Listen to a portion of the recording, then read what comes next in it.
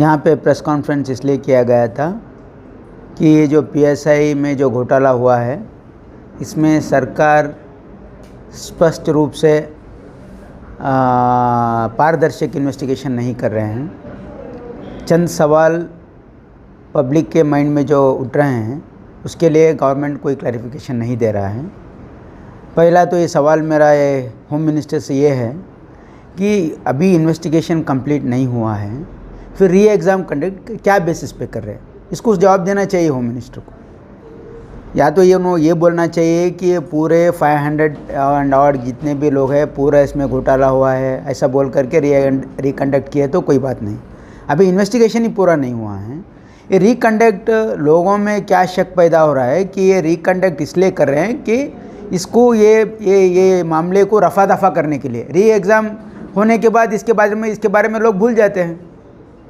इसलिए गवर्नमेंट और home minister clear cut ये बोलना चाहिए क्या बेसिस पे एग्ज़ाम रिकंडक्ट कर रहे हैं। एक पहली बात। दूसरी बात, यहाँ पे एक असिस्टेंट इंजीनियर क्या जूनियर इंजीनियर रिश्वत लेते हुए रेड हैंड पकड़ा गया और वो एमएलए का नाम बोला। अभी तक उसका सस्पेंशन नहीं हुआ है, अभी तक उसका इंक्वायरी नहीं हुई है। तो कि यहाँ पे ये गवर्नमेंट करप्शन को प्रोटेक्शन दे रहा है, बढ़ावा दे रहा है बोल के मेरा आरोप है। तीसरा, ये बीजेपी का एमएलए बसनगौड़ा यातनाड़ यहाँ आके प्रेस को बोलते हैं कि मुझे 2,500 करोड़ दिए तो मुझे चीफ मिनिस्टर बनाते बोल के बीजेपी के दिल्ली के नेता बोले हैं बोल के ऐसे बोल रहे हैं। इसको क्या उत्तर है? इसको नड्डा उत्तर देना पड़ेगा, क्योंकि नड्डा जी का नाम लिए हूँ, क्योंकि नड्डा के पास ले जाके हम 2,500 करोड़ दिए तो हम तुमको मुख्यमंत्री बनाते बोल के एमएलए खुद बोल रहा है। इसके बारे में बीजेपी का क्या कहना है? क्योंकि बीजेपी पूरी तरह से एक भ्रष्ट पार्टी है। इनका क्या भी जितने भी निर्णय हैं, क्योंकि यहाँ पे हमारे राज्य में 40% करप्शन जो हो रहा है उसका अभी तक इन्वेस्टिगेशन नहीं हुआ है, अभी तक इंक्वायरी नहीं हो रहा है, अभी तक केस फाइल नहीं हुआ है। और ये जो पीएसआई घोटाले में एक मंत्री का भाई, उसको सीआईडी नोटिस दे करके बुलाया तो मंत्री उनको फ़ोन करके छुड़ाया बोल के प्रेस में आया।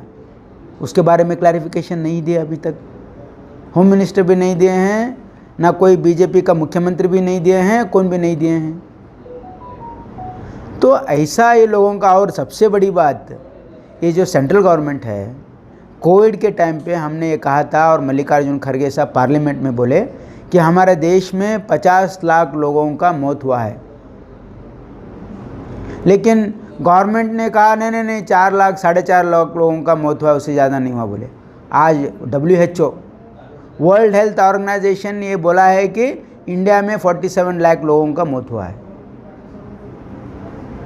तो ये जो गवर्नमेंट है, ये बीजेपी का जो सेंट्रल गवर्नमेंट है, ये झूठ के सिवा और कोविड के टाइम पे इनके लापरवाही की वजह से कितने लोगों का जान गए हैं, उसका नंबर भी देने तैयार नहीं है। उनको कंपेंसेशन देने के लिए तैयार नहीं है। लोगों को जान तो नहीं बचा सके लोग, लेकिन उनका मुआवजा भी देने के लिए तैयार नहीं है। और यहाँ पे स्टेट में सिर्फ और सिर्फ लूट मचाए हैं। ये 40% करप्शन में ईश्वरप्पा रीज़न करें, यहाँ पे होम मिनिस्टर और एक मिनिस्टर इन्वॉल्व है बोल के यहाँ पे पीएसआई इसमें पूरा प्रेस में आ रहा है, उसमें क्लैरिफिकेशन नहीं है कुछ। और पारदर्शक हम ये मांग किए थे कि कोर्ट मॉनिटर्ड इन्वेस्टिगेशन होने दो, उसके लिए भी गवर्नमेंट रिस्पॉन्ड नहीं कर रही।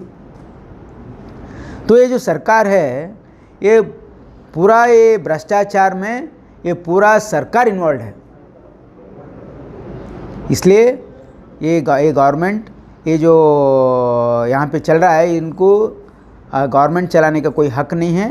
ये गवर्नमेंट को डिसॉल्व करना चाहिए। होम मिनिस्टर जहाँ कल गुलबर्गा आए थे, उनको हमारे यूथ कांग्रेस के लोग घेराव किए थे। घेराव इसके लिए किए थे कि वो जो चोरा हैं उनको पकड़ने का छोड़ के जो यहाँ पे ये सब आरोप कर रहे हैं उनके ऊपर ही नोटिस दे रहे हैं। प्रियंक खड़गे इस राज्य में जो भ्रष्टाचार हो रहा है उसके खिलाफ आवाज़ उठाएं तो सीआईडी के नोटिस डराने की कोशिश करें, यहाँ कोई डरने वाले नहीं हैं।